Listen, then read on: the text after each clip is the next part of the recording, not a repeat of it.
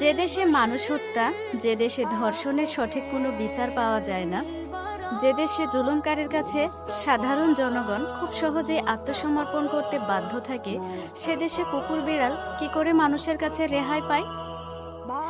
2 দিন পর পর বিড়ালের চোখ উঠিয়ে নেওয়া, বিড়ালকে জবাই করা এবং জ্যান্ত বিড়ালকে আগুনে পুড়িয়ে মারা একটা স্বাভাবিক বিষয় হয়ে গেছিল।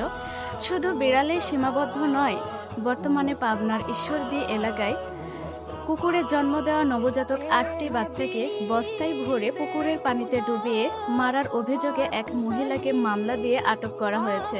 যে সকল মানুষ পশু পাখির সাথে এই নির্মম ব্যবহারগুলো করতে পারে, তারা মানুষ নয়, তারা ওই সকল পশু পাখির চাইতেও বিবেকহীন, অধম, নির্বোধ এবং হিংস্র প্রাণী।